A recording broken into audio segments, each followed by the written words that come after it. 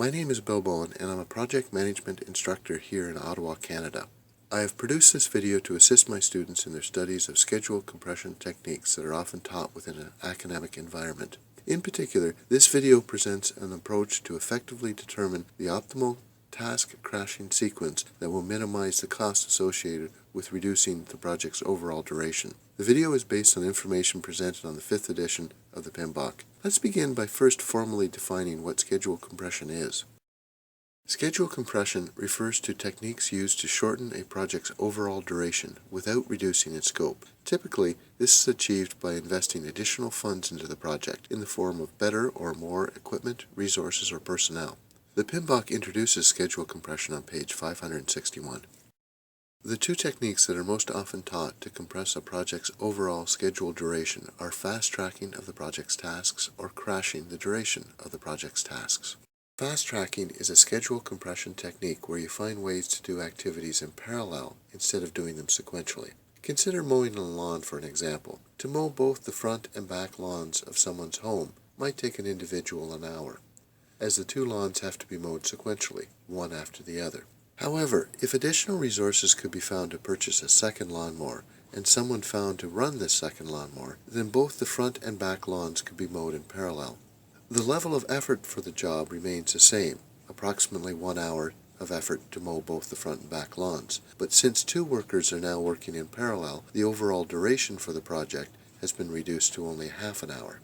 The second schedule duration compression technique that I want to introduce, and the one that I want to focus primarily on in this video, is crashing. Crashing is a technique for making cost and schedule trade-offs to obtain the greatest amount of schedule compression for the least amount of cost. To illustrate this technique, consider an example of someone having to paint a room. Given a brush and some paint, it may take that person an hour to paint the room. However, if we were to invest a little more money into this room painting project, and we were to also give the person a paint roller, then this person might be able to paint the room in only half an hour. By investing in better equipment, we reduce the level of effort required for the task, and thus we reduce the task's overall duration. Having introduced the two schedule duration compression techniques, I will now focus on the crashing technique for the remainder of the video. One of the biggest challenges in reducing a project's overall schedule duration is in determining which tasks are the most cost-effective to crash. We'll explore how to determine which tasks to crash through an example project. Let us suppose we are working on a 21-day project, and our project sponsor has come to us and requested that the project duration be shortened as much as possible. They have provided us with an additional $800 for this effort and have asked us to find the optimal way to reduce the project, given these available funds. So let us learn a little more about our example project. The project we are working on is a simple one. It consists of only 9 tasks. To illustrate the task's duration and dependencies, I have produced the following Gantt chart. In the Gantt chart, we see that many of the project's tasks are being completed in parallel, with tasks A, C, and G forming the critical path. These 3 tasks that form the critical path are the ones that determine the overall duration of the project, which is currently 21 days. Slack or float exists in the non-critical path tasks, and therefore, while they contribute to the level of effort required to complete the project, their durations do not currently contribute to the overall project's duration. In this example, we'll assume that the task's dependencies are fixed, and therefore we cannot use fast tracking to compress our schedule, and we will have to rely on crashing, or reducing the level of effort of individual tasks to reduce the overall project duration. To determine how best to reduce the duration of individual tasks would require some level of analysis, which I will not cover in this video. Instead, I will assume that this analysis has been conducted, and options on how best to reduce the task durations have been made available to us. So let's look at a few of the recommended options to reduce individual task durations, just to get a sense for what might be involved in crashing a task. For task A, we have found that an option exists to purchase faster production equipment. If we pay an additional $150, improved production equipment can be obtained to reduce the duration of task A by 2 days. Keep in mind, we do not have to accept all of the recommended schedule reduction options. Our challenge will be in determining which set of options will optimally and most cost-effectively reduce the overall schedule. We have also been told that on Task B, we have the option of hiring a subject matter expert who would be able to work with the team. Having this expert on the project would result in Task B's duration being crashed from 5 days down to 4 days. Thus, Task B would have a schedule crash of 1 day. In determining the greatest amount of schedule compression we can get for the least incremental cost, we need to be very sensitive to the daily or incremental costs associated with crashing a task. To determine the cost to crash a task by 1 day, simply take the task's crash cost, subtract its normal cost, and then divide by the task's schedule duration reduction. In this case, we find that our Task B subject matter expert would cost us $200 to reduce Task B by 1 day's duration. Keep in mind that some task durations cannot be reduced.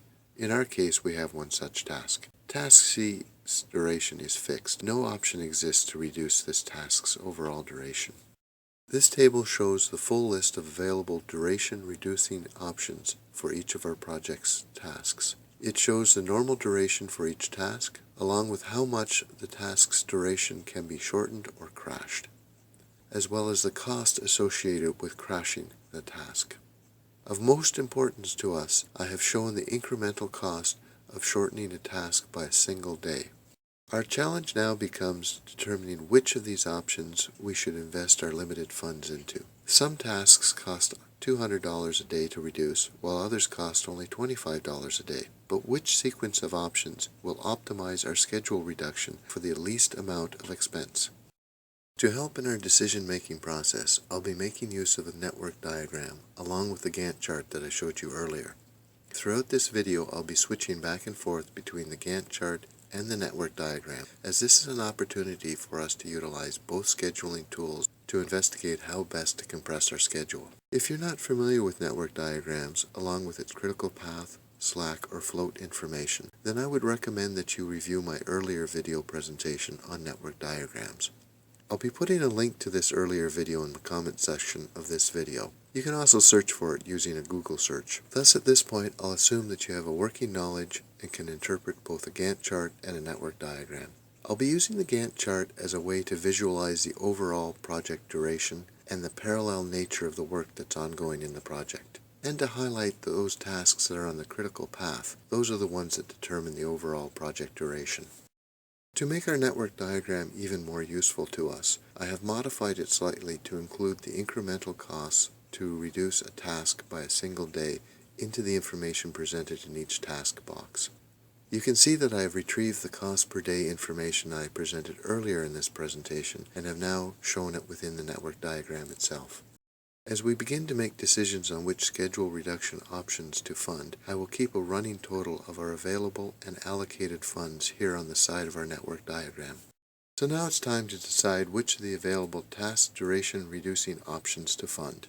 It might be tempting to start with the least expensive option and fund those first. Tasks E and H, for example, only cost $25 to reduce their duration by a day.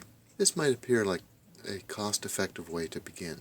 However, these tasks are not part of the critical path, and reducing them will have no effect on the project's overall duration. Their durations could be reduced to 0, and while this would affect the project's level of effort, it would not affect the project's overall duration.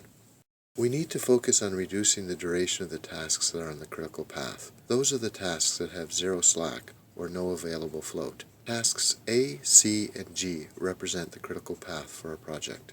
If you recall, Task C's duration is fixed. We cannot change this one. So between Tasks A and Task G, we need to select the least expensive option to begin reducing the project's overall duration. The option to purchase new production equipment will reduce Task A's duration by 2 days at a cost of $150. Of the available critical path options, this is the least expensive one that will result in an overall project duration schedule reduction.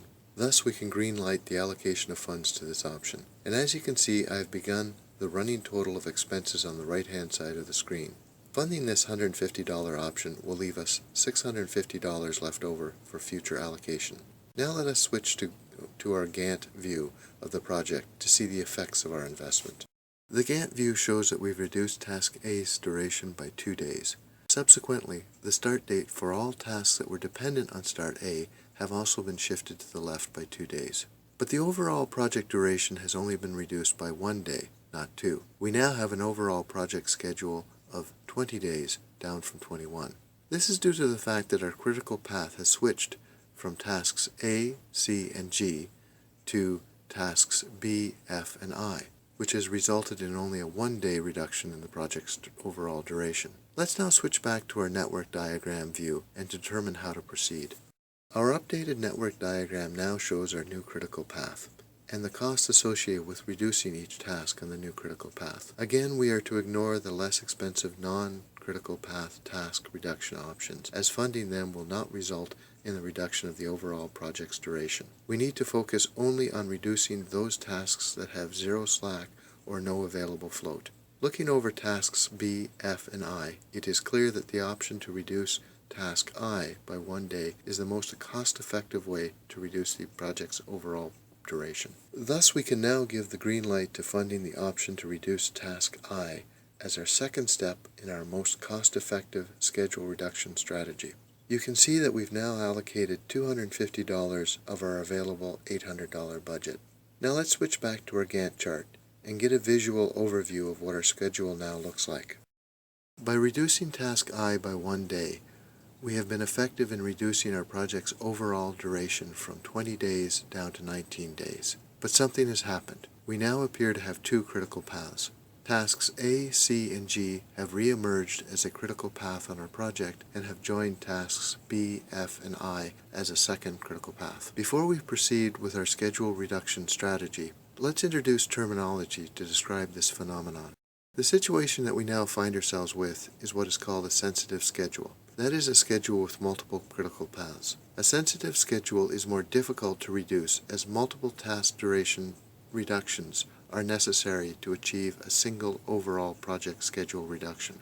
What we've had up until now is called an insensitive schedule. That is a schedule with a single critical path. And these are usually a little easier to work with. So now let's return to our network diagram and figure out how to proceed. Our updated network diagram now shows our two critical paths. Notice that I have crossed out options A and I, as these were one-time options and cannot be repeated a second time. So this leaves us with only tasks B, F, and G as having available options. Our strategy will remain the same. We will simply pick the least expensive of the available options, which would be task F in this case. The option to purchase additional equipment for task F at a cost of $125 represents the least expensive of the available effective options. Since we have two critical paths, this expenditure will not reduce the project's overall duration, but it will remove one of the critical paths and still leave us with $425 to invest in future schedule reductions. Let's now switch back to our Gantt view and see what the effect of this investment will be. In our Gantt view, we can see that by reducing task F by 1 day, we have shifted task I to the left by 1 day. While this investment did not reduce our overall project duration, it means that we are left with an insensitive schedule, having only one critical path.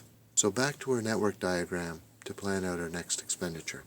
At this point, we have very few options available. We need to reduce the overall duration of the remaining critical path. That means reducing either task A, C, or G. But task C cannot be reduced, and task A has already been reduced as much as it can. That leaves task G. Task G can be reduced by 1 day at a cost of $160. Task G is different than the other tasks in that we are reducing it by hiring additional workers, and thus it can be reduced multiple times at a cost of $160 a day simply by hiring more workers. But for now, we will reduce it by only 1 day, so as to give us a chance to observe the impact that this reduction has on the project's overall schedule. So let us look at the impact of this 1 day reduction on our Gantt chart. The Gantt chart shows us that we've been successful in reducing our project's duration from 21 days down to 18 days, a further 1 day reduction than what we've been previously able to obtain. However, with our available funds diminishing, we are now faced with 3 critical paths. Let us return to our network diagram and see if any viable options remain to further reduce the overall project schedule. Reviewing our budget, we can see that we started with $800, and so far we have committed $535 of those funds to achieve our 3-day schedule reduction. And while $265 remains, it does not look like there's any effective strategy remaining for further schedule reductions. As we are now faced with a sensitive schedule, we must find a strategy that will allow us to reduce multiple critical paths to achieve any further overall project schedule reduction. Clearly, the only remaining strategy would be to further reduce Task G and also reduce Task B. By reviewing our budget, we can see that we have insufficient funds to reduce both Task B and G. We're short by about $95. While we could expend some of the remaining funds by reducing Task B and E, or Task G and E, this would not result in an overall reduction in the project schedule. Thus, we conclude that we've reduced our schedule as much as we can. We have found a way to reduce the project by 3 days at a cost of $535. The remaining funds of $265 are insufficient to reduce the schedule any further. Let's take a look at a graphical overview of our spending. What I have shown in this graph is the accumulated incremental costs of reducing our project. What we can see is that to reduce our project from 21 days to 20 days costs us $150. A further 1-day reduction costs us only $100. And the last reduction, which was the most expensive as we had to deal with a sensitive network, cost us $280. And as we can see, we would need an original budget of $895 or an additional $95 to reduce the project 1 day further. In an actual business environment, the analysis required to determine how best to compress a project's individual tasks can be quite involved. Not only do you have to figure out options for reducing the task's duration themselves, but you have to also take into consideration the impact that these options will have on the task's risk and quality elements. In many cases, you will find that a task's duration simply cannot be reduced. For example, money will not make paint dry faster. While money is often the key for making options available, there are usually many ways to spend these funds without achieving any benefits to the overall project. So spend those funds wisely. So to wrap up, we have introduced the idea of schedule compression, defined fast-tracking and crashing approaches, looked at strategies for optimizing cost benefits when crashing a project schedule, seen the importance of the critical path when it comes to schedule reduction, worked with both Gantt and network diagrams, encountered sensitive and insensitive schedules, and examined some of the limitations of money when it comes to schedule compression. I hope that you found this video to be useful in your studies. My name is Bill Bowen, and I'm a project management instructor here in Ottawa, Canada. I have several other project management related videos of a similar nature, and I invite you to check them out.